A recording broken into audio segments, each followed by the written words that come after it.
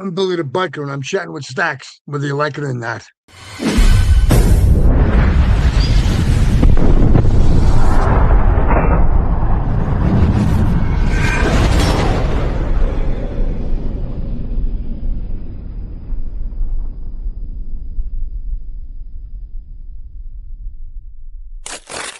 Welcome to this episode of Chatting with Staxx. I'm your host, Bill Staxx, and today I got Billy the Biker. Better than the crap they have now.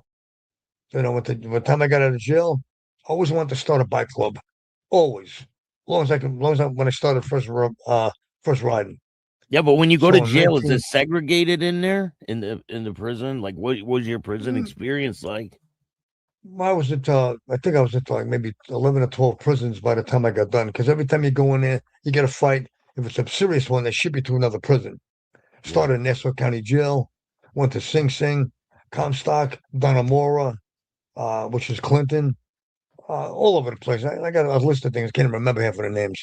But every time you have a fight, and the rest of the stuff is in the book where I threw a couple of racial slurs out, so I'm going to leave those out of this. You want to buy the book and read it? I promise you won't be. Well, you got a book on the way. Anybody yeah, else and wants I'll to get put it? a link. I'll put a link in the description of this video for the I book. appreciate it, man. Yeah, thank you. Yeah, no Like, doubt. yeah, just in case I carried it with me. Cheatin the Reaper. And the things I've learned. That's a really good But my name. wife's my wife said throw me that because otherwise I'm bragging about beating a reefer. So it was a small move. So I got out of jail in 1980. I always wanted to I always wanted to start a bike club. One of my friends, one of my guys that became my friends in a bar, was a bouncer in a couple of bars. He took me down to Third Street to HA to get permission to start a club. I understood that was the right way to go. I knew about clubs, but I didn't know how to start it. So I got sanctioned down there. Butchie said, hit the gavel on the bar. Said as many members as you want. No questions asked. Do you want AMA or outlaw? I said I want outlaw. I want a 1% because I want to make sure if there's a fight with the outlaws, pagans, or anybody else, the warlocks, that whatever the other club is, I want to make sure that you got my back and I got your back, and I'll always be there for you. That was it. So I started with 3 members because it was called the Restless Few.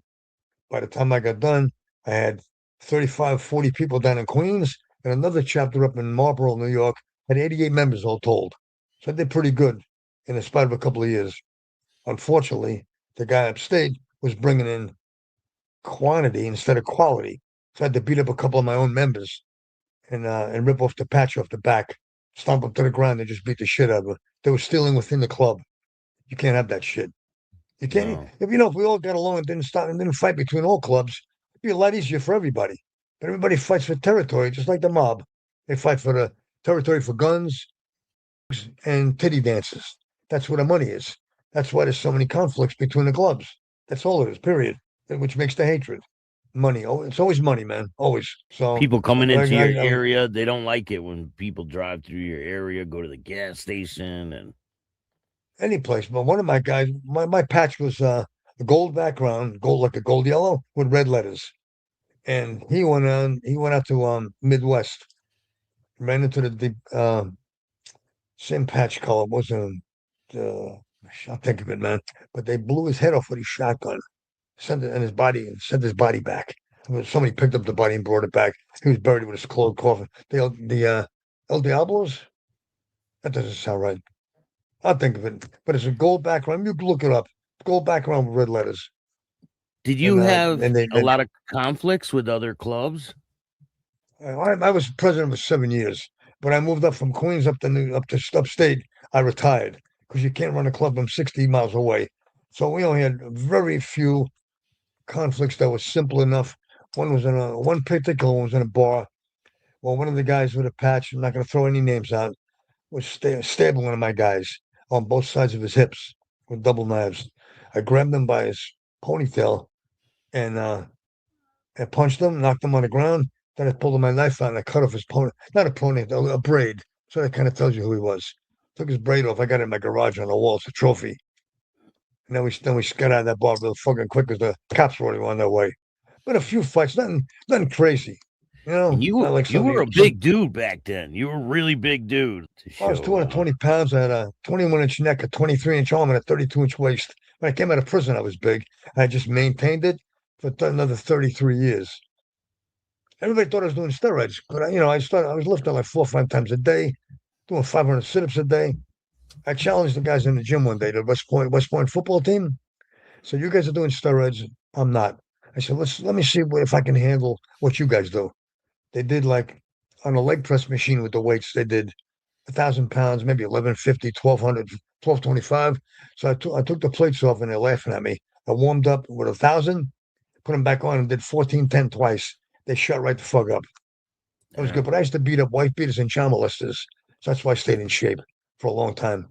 A lot of money you Well, made. on the And the street, cops, you would do that. yeah. And the cops don't want to get involved in domestic problems. I did it till I was 55. That's like 20 some years So ago now. I'm tell me 77 now. walk me through a couple situations where you did that. They're all a lot of fun. One guy was in somewhere out towards Long Island, maybe Queens. I banged on the door. I had my kung fu teacher with me because he's the one that got me into the collections and beat ups. He was a little badass. He just died recently at 80 years old. One of the toughest guys I ever met. 5'5", like a fire hydrant. And I said, do me a favor. I knocked on the door. The guy comes to the door. He owed a lot of money to somebody. I said, can you tell me where this address is? I had a piece of paper in my hand. He opens up the door. Big mistake. I grabbed him by the wrist and I said, got you, motherfucker. I pulled myself inside. Charlie came in behind me. We dragged him down to his basement where there'd be less neighbors hearing him when he screams. So it was kind of quiet down there. I put tape on his mouth, taped him to a chair with his arms and legs, arms and feet, and then tried to get the money from him. He owed about 4 or 5 grand, I guess, to somebody. And then he's mumbling. I said, I'll take the tape off. If you scream, I'm gonna stab you. So open up his mouth and said, where's the money you owe so and so? He said, go fuck yourself. I put him down. There was a dartboard in the bar that we were downstairs. So Kung Fu Charlie takes a dart and throws it at him, hits him in the shoulder. So now I'm starting to laugh, having fun. So I said, you ready yet? Go flog you. So I took one, I stepped, and I shot him in the chest with another one. Charlie got another one in his arm. By the third one, he was ready to talk. Pulled the tape off. I said, if you scream, you're going to die. I was only kidding about dying. So I took the tape off. He goes, the money's right there over the pop in the little metal box, you assholes. So I took the money and there was like 3 or 4 grand in there. So we took out what is owed, left much, left the rest of it because we're not pricks.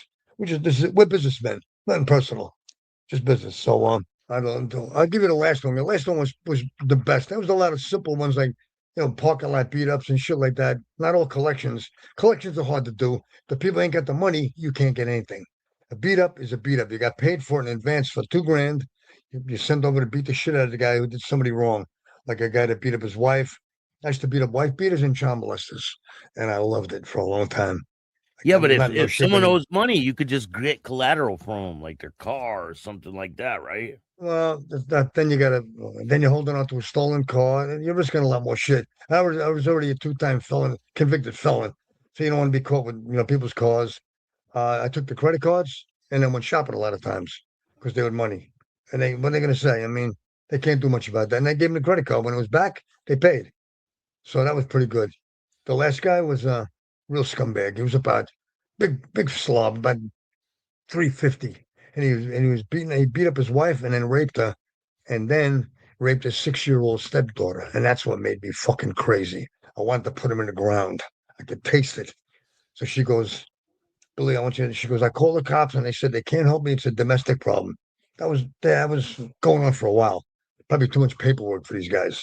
So I said, I tell you what, I'll be there first thing in the morning. She called me late at night. I said, I'll be there first thing in the morning. So I went over there. I kicked the door open. He's on the couch. He goes, what the fuck? I said, shut the fuck up. I punched him in the mouth. And I had a stun gun in my left hand that the police department gave me for my birthday and a big aluminum bat, which I still have. I said, shut your fucking mouth. I said, you like beating up women and kids? So I started pounding the shit out of him. I took his arms out and his legs out with a baseball bat.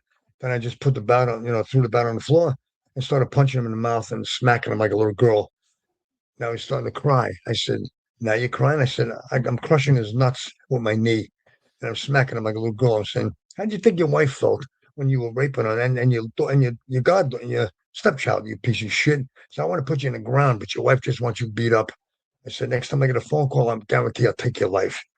He's fucking crying and crying. So I grabbed it. He's like, she just gave up. I grabbed his keys, took the lady and her child, and in the suitcase, I walked him to the car, grabbed his keys. They stole his car and they left. Never saw him again. I got $2,000 for that. She paid me right in front of his face. So that's a lot of fun. Those kind of things. And back then you could get But away with those, something like that, but nowadays yeah, you ain't exactly. That was getting away. 20 some years ago. You know what? You ain't, This is how much you could get away with a lot of shit a long time ago. In the 80s, when I came out of jail, I started hanging around at a police fireman's bar in the city. I can name it because it changed hands a long time ago. Suspenders. It's a notorious bar. There was very few fights. Like one night, the cops came in from they graduated from the the academy, and one asshole was drunk already when he came in. There's about a dozen of them. He shot a bullet into the ceiling. I said, "What are you fucking?" Now that's when I was big. So I took my knife out of my sheath and I threw it into the pickle barrel, so I want to get busted fighting cops with a knife. So I used to sleep upstairs. A waitress used to let me sleep there once in a while. No sex, just purely friendship, a place to crash. Because sometimes sex will ruin a relationship. No, all the time it will. yeah. So I went and tackled the guy. The gun flew out of his hand. They're clubbing the shit out of me. I said, dude, that motherfucker shot the gun, not me. So my knife was in the jar. My sheath is empty. I pointed at my knife sheath. So they grabbed the guy and they drag him out. I found that he got kicked out of the force later. But that ball was like all the time was like crazy shit like that. But the cops would come in and buy my they buy my coke. In the 80s, everybody did coke. Everybody. Movie stars. So the New York City cops that I love these guys, they were great, man. They come a couple of times, they come in and go, Billy, go out the back door. We're about to bust the place. So we found out somebody else is selling shit. They bust the guy and then I go back in the bar. So They when used to they're come off up, well, duty, they're buying it no, from on you. duty, but on it and ready to do a bust. So No, they let but me when leave they're because off duty, they're buying it from you. yes, they come in with the regular clothes, and I had a system. I read a lot of shit in the library in prison. They come up to me and they come up to the bartender and they give a sign like they pay the bartender so much money. Everything was in half grams. So the bartender would go like this. That meant 3 half grams. So he'd have a drink, and while he's in the bar, and it was only 3 cops, never anybody else I dealt with. I trusted these guys, but one at a time. That's the key. So I go into the bathroom. I put them on the sink or on the hand dryer, the dryer, the towel. Put them on there, and then stand by in front of the door. Make sure nobody used the bathroom. I was big enough to do that. Anybody wants to pee, go in the bed, go in the ladies' room, get the fuck out of here. So they come out. He'd go in the bathroom, come out with it, buy me a shot of tequila and a Heineken, and leave. Did this for a few years, and I had no problems ever with these guys. What a difference in the cops that busted me, man. So that was the most money I ever made. I think was selling. And for I any guess of I the gave that people up. watching, right, that don't believe you, this is what he used to look like. Yeah, it took a long time to get that way. You know Yeah. what? It took, how long it took to look like I do now? About 3.5 months of radiation nonstop. It melts right off you. I lost everything, man. I don't even want to stand up anymore. I'm a bum. I can't even look in the mirror. Get sick. But All my shirts, all the clothes I got. Yeah, you were that a was when I big was fucking 51. dude, huh? The one that you showed before, the day I had cancer, and my wife goes, "I think you got cancer." That's 51 also. She goes, "I think you got cancer. I looked at your blood test." I said, "Tell me that again and take my picture." I screamed at the camera, and that's why I got that other picture. That one right there, 60 years old, 59. And I found out I had cancer that day. I said, So that can't be. I said, I feel great. this is the day you found out you had cancer. Yeah. So I just left the gym, Wow. a couple hours before. So I felt great. And there was no clue. She read the blood test and she goes, I think you got it. I'm looking at She's pretty smart, man. She knows something about everything, apparently. She was so smart. I'm wondering why the fuck is she still with me after 40 years? It's not 41. So So what kind of like I cancer said, did every what kind of cancer did you have? Do you have? prostate from 2007. I got prostate. I still got it. So I've been fighting this for 19 years. Now I had that. Now it's in the bone. So I got prostate cancer. I also got it in a bone. So I'm going for more radiation pretty soon. But I got Yeah. that. I had a couple of strokes, a couple of heart operations. One of the strokes was a fucking doozy, man. I mean, I got pictures. Should have sent you the picture of the strokes. One of the strokes was the size of your fist. I was driving a car. I couldn't even get to the hospital. I had to pull over. When you're a child, you blow into a garden hose and you turn it on and you hear like that. Yeah, yeah. I heard my blood. The blood is passing my ear and stopped.